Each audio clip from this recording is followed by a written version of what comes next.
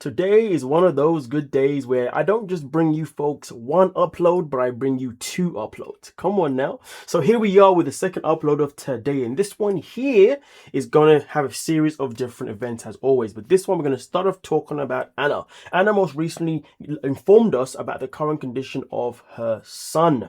Now, for the people who don't remember or have not seen that footage of in particular, this is the current situation that was posted 7 days ago regarding her son. But I'm not going to keep his face on screen because, as people should know, or unless you're new to the channel, I'm not a big fan of showing kids on my channel like that unless I have to. But even if I have to, I'll do it for a short period of time.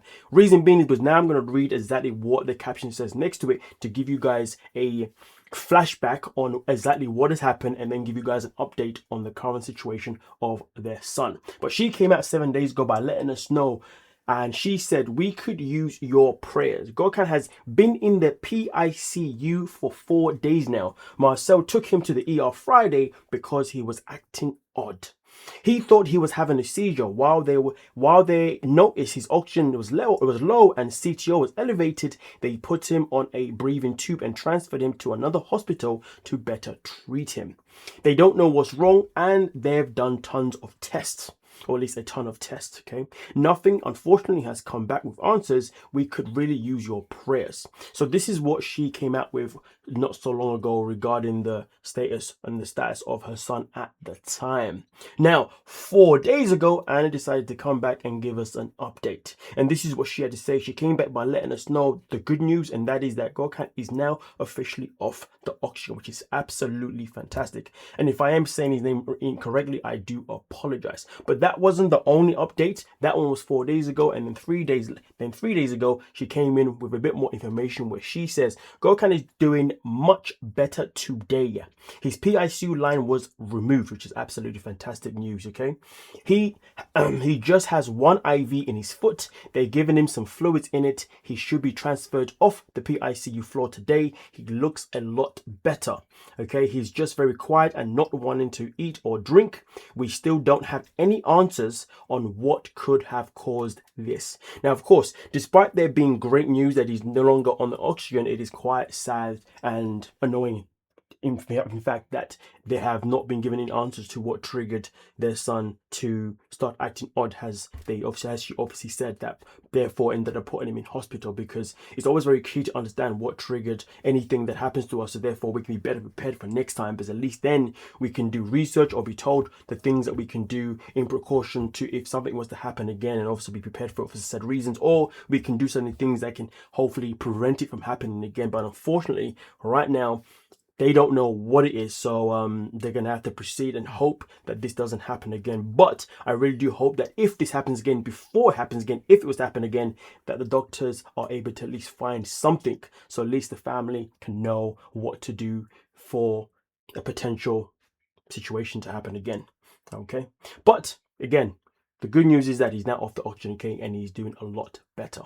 We're now going to move on to someone else, and this is going to be Vanja. Now, Vanja was recently on the most recent season of 90 Day Fiance, The Single Life. And we know, or at least the people that watched the season and was here for the channel, for obviously as we covered it, you will know that she was in a relationship with Tony. Tony, somebody that she was a friend with for about over a year or year and a half. And then once Tony was single and she was pretty much single, she decided that she wanted to try and pursue a relationship with Tony. But of course, as we saw their relationship on The Single Life, their relationship had a lot of rocky moments. If anything, some of us could argue and say that their relationship had more negative points than it did have positive points. So much to the point that we thought by the time we got to the tail, surely their relationship would be done, finito, no more. But Vanja has come out with an update regarding her current situation with Tony. Now, as you can see, it says by Vanja 3 days ago, some amazing photos from our very first vacation, or shall I say real vacation together, Hawaii.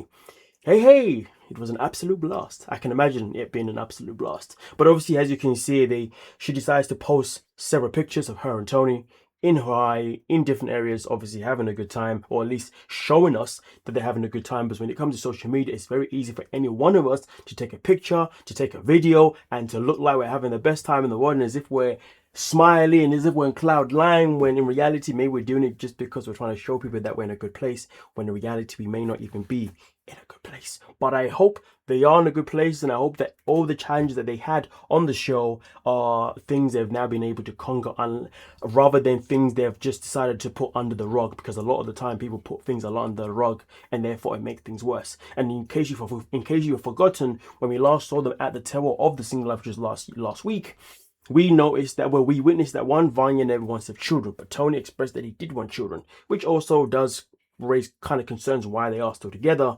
And also on top of that, it was revealed that Tony is rather controlling when it comes to things that Vanya can and cannot do. So much to the point that we know how much she loves dancing, but now there's a certain type of dance that she doesn't even do anymore because Tony does not like it. And to be fair, in fact, there's even points at the tale where she even said that I do certain things because I'm allowed to, which was pointed out by the host at the time by saying that's the problem. You're doing things because you're allowed to. You're a grown-ass woman. You should be doing it because you want to and you can. You see what I'm saying? So really and truly, based on those premises, we would have never seen this relationship going as far as it is. But then at the same time, some people do believe the reason why Vanya is still in this relationship is more because of the fact that Tony is a very successful and wealthy doctor. So some people are under the impression that maybe she's just enjoying the lifestyle and that's why she doesn't want to call it quits. That could be one perspective, but for me personally, I would say that our perspective is more inclined to the fact that we know how much Vanya wants to have someone in her life. Despite the fact that she talks about celibacy this, celibacy that, she was the one that initiated the relationship with this man. And I think even if their relationship does have these problems still ongoing and others that have also happened, the real reason why, in my opinion, she has decided to stick around is more because he wants her. He hasn't broke up with her, because in her previous relationship that we've noticed so far on the show, all the men have left her. So maybe she's happy to put up with him because, well, he won't leave her. But hey, I guess we'll have to wait and find out if there's ever a future post from Vanya to let us know whether or not they are still together or they're broken up, or if they both return to another season of 90 Day Fiance, which I really hope they don't, because Vanya's voice goes through me. But with that being said, we're now going to move on to the next part of this video, and this one here is all about Julia. Julia's come out to let people know about her current well-being. So she posted saying, "To everyone who catches my live streams, thank you so much for your care and concern. I've seen a lot of comments lately suggesting I get my thyroid checked. To be honest, I haven't felt like myself at all this past month. I've been dealing with a lot of dizziness and fatigue, even after a full night's sleep. I wanted to let you know that I hear you, and I already started doing medical examination to see what's going on. I appreciate you all looking out for me." So therefore, for anyone that had any concerns regarding Julia's dizziness, her fatigue, and decided to suggest that she may be going against the thyroid check, well, at least now you know she's definitely going and getting something done, which obviously involves her doing some medical examination. So hopefully whatever results and answers she gets back are going to be for the better rather than for the worse. So best of luck to Julia with whatever the hell she ends up finding out from the doctors, okay? And hopefully it's all good, and whatever it is, hopefully there is a solution as well. Because to be fair, it's one thing finding out what may be wrong with us or people that we love, but it's another thing also there being a solution, do you know what I mean? And unfortunately for Anna and Marcel, also be in a position where at least you can find out what is causing said thing. But hey, best of luck to Julia. Now we're going to move on to the next one itself in particular, and this one here is all about Patrick and Thace. Now I've been told that I pronounce his name incorrectly, but I do apologize. Listen, I try and do it without the T or the H, but just comes out how it comes out, okay? It's not intentional, my folks, you know what I'm saying? But as you may or may not know, but recently Patrick has filed for divorce as well as sole custody of their daughter. And then also soon after that, Thace was then arrested. She was then arrested for domestic battery. But then soon after being arrested for domestic battery, the charges were then dropped. Well, TMZ have now come out to actually let us know what exactly the domestic battery was. So let's dive into the report that is here. As you can see, it is titled, "Thace Ramone exclaims she went Will Smith on him in fight over kid." So I guess she's not upset about the divorce. She's more upset about the fact that he's trying to get sole custody over their daughter. Now, anyone who has seen the first episode of The Last Resort, which we did upload today, you will know that Patrick does say in that video, and if you haven't seen it, please do watch today's reaction of 90 Day Fiance, The Last Resort Season 3, Episode 1. Trust me. Because in that episode, Patrick does he does let us know that when Thais went back to Brazil to see her family, she decided for some weird reason to stay in an Airbnb rather than stay with a family. But also on top of that, went to Brazil with their daughter. But then even though she had a daughter, she'd still be out until dumb o'clock. So whether that be 3 a.m., 4 a.m., 5 a.m. And therefore he was thinking, well, if you're staying in an Airbnb and not your parents, then where is our child? And he was saying that she failed to let him know where their daughter was while she was out gallivanting doing whatever she was doing, which is why now he's under the impression that when she was in Brazil, she may have actually cheated on him. Why else would she get an Airbnb when she's got a family home? And therefore, where was the daughter? Obviously, common sense would say the daughter was clearly with her parents, but either way, though, it seems showing that clearly Thais is somebody that is more inclined to think about what she wants to do, rather than think about actually going there, spending time with her family and her daughter together, so therefore she can make those memories, rather than go there and basically drop them with her parents to basically babysit her daughter while she goes out and lives that La Vida Loca life. So that's something that you want to bear in mind, okay, obviously as we move forward in everything that is going on with Patrick and Thais, okay, based on what happened in today's episode. And trust me when I tell you guys, if you haven't subscribed yet, subscribe, because we're going to have one hell of a season talking about every single thing that is happening in that season of The Last Resort, where we're going to find out more and more about the problems between Patrick and Thais, as well as everybody else that's also on that show. But with that being said, let's continue and see what is being said here. It does continue here by saying that 90 Day star Thais Ramon allegedly slapped her estranged husband, Patrick Mendes, prompting her arrest for domestic battery, okay? According to the police record obtained by TMZ, Patrick called cops on May 22nd and reported a domestic violence incident with Thais. He claimed she slapped him in the face at her Nevada home. Now, let's not forget, though, they have not been living together for a while as well.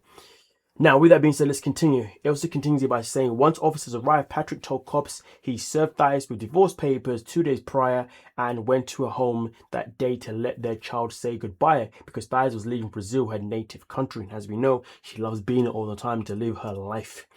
Also continues by saying Patrick claimed that Thais became upset when he was in the home and an argument erupted. He told cops that Thais got physical during the argument. Thais slapped him on the left side of his face with an open right hand. Now listen, there may be some people, whether you're a man or woman, that may be listening to this and you may think to yourself, damn bro, so because she slapped you, you decided to ring the police? Like, why? Like, be a man and just No, I'm going to say to you guys, I like the fact that he called the police, because the fact is, in this world, domestic battery, domestic violence, you name it, it happens to everybody. Doesn't matter what gender we are, anyone can be physically abused, okay? That is just the honest truth, right? And I would say that it doesn't matter who you are. If you are in a relationship where your partner feels comfortable to put their hands on you, you have every right to report them to the police if you feel like your life is in danger moving forward. And to be fair, as a man, I would say, to be fair, I'm not going to say, I was going to say as a man, it's more important than it, but it's not. Whether you're a man or woman, it is just as important to report to the authorities. But when it comes to us men, of course, if a woman touches us, we know that we cannot touch them back, which obviously we wouldn't do anyway, at least good men. But we know that if we did, then that would put us in the complete shit even more, because in that situation, we would then be the one that would be getting told off for putting our hands on a woman, rather than being protected for basically defending ourselves. Do you see what I'm saying? So there is also that difference when it comes to gender roles, because you see, if a man was to hit a woman first and the woman was to attack him out of defense, she would still be protected by the police, more or less. So again, this is why I'd say for men, don't ever see it as a soft move to call the authorities or call someone if you are ever in danger of your partner. Okay, so bear that in mind. But again, it is just as bad regardless of who is being harmed. Call the authorities. And if you don't want to call authorities, call a family member to come and save you from that person or something. Okay, do something about it. But whatever you do, whether you are a man or whether you're a woman who is being hit first, whatever you do, I mean, in some situations, you haven't got a choice but to have to fight back. That's just whatever. Do you know what I mean? But if you're not in a business where you don't have to fight back, please leave the situation, go to a family home, ask for support from them, and if you can, ring the authorities. All right, because the person that is doing this to you has to learn the lesson. They have to learn that actions have reactions. If you're going to put my hands on you, you need to be ready for the reaction. The reaction isn't going to be me hitting you back. The reaction is going to be me calling the authorities. Simple as that. Because even speaking to your family members isn't really going to do much really and truly, because they can't go hit them, can they? Unless you want to go and get your sister to go do it. But then all of a sudden your sister goes and does it, and then now she's been arrested for doing that. Do you see what I'm saying? So it's better off you just go and call the authorities first, okay? You're not weak in any shape or form, no matter who you are in this world. Now, also continues here by saying the officer said Patrick had marks on his face consistent with his story, and Patrick had the slap on this video. And you see, she slapped him so bad, or slapped him enough times to leave marks on his face. He definitely did the right thing. During questioning, cops said Thias told them that Patrick was controlling. Cops say she acknowledged the fight, but claimed she acted in self-defense. Interesting. Based on the investigation, police determined that Thias used force on Patrick, and they arrested her at the scene for domestic battery. And let's be real, compared to what's happened in this first episode of The Last Resort, it's already been identified that Thias is somebody that is more than comfortable to lie. Something that Gokhan is definitely made strong about. So therefore, in this situation where she was trying to tell the police that it was other around, she could easily been lying to obviously get her own way. But even vice versa, regardless of the gender, obviously the person that does the abuse is always going to lie and say, you know, I'm the victim when, you know, Also continues by saying the DA ultimately determined they would not pursue criminal charges against Thias. Okay, so it wasn't the fact that they were dropped then. Interesting. So Patrick didn't drop them. They decided not to go forward. Interesting. Thias and Patrick divorce remains pending. Thias' rep previously told TMZ situations involving relationships and family dynamics are already black and white, and she has no interest in escalating negativity publicly. Her rep added, anyone who truly knows Thias knows she is a devoted mother, deeply family oriented, and someone who has always led with heart. I'm not gonna lie to you, that is a bunch of crap. And then the reason I say this, and I'm not saying it's a bunch of crap regarding Thias specifically. What I'm saying is there are so many people that we come across in this life where we think, you know what, this person is actually a very good person. This person is always around the family. This person's always doing all the great things, and all of a sudden you hear this person was actually doing some dark things this whole time. Okay, this is something that we see on a daily basis on TV, okay, on social media. I'm pretty sure there's times when you watch a movie, you got a character, or a TV series, you watch, there's a character loving all the time, doing all the good things, and all of a sudden your plot twist, you find out that was a person that was doing all of this effery the whole goddamn time. Okay, come on now, let's not mess about. And I'm pretty sure some people may have even been in positions where you've known people who you thought that was great, and all of a sudden you found out they were doing things they were not. I'll give you an actual, not a good example, but an unfortunate example. Remember, Michael was a part of the first ever season of 90 Day Fiance. I forgot the woman's name he was with, but you know how he's now been arrested for having inappropriate pornography on his computer of children. Remember that? Obviously, when he appeared in the show, everybody was pretty much more or less, I think not everybody, but at the time people felt sorry for him. They thought like he was a really good guy, and the woman that he was dating was definitely taking advantage of him, etc., etc. But then obviously somehow they're still together to this day. But then we found out later on that this guy was actually doing a whole lot of madness behind closed doors. So just because somebody presents to be somebody who is devoted as a family member and blah blah blah blah blah blah blah, it doesn't mean they don't have a dark secret that they're doing behind closed doors. Okay, some people do that. So yeah, and let's be real, the best, what's the phrase again? The greatest trick the devil ever made was making you believe he never existed. Something along those lines. It's kind of like the same thing. You know what I'm saying?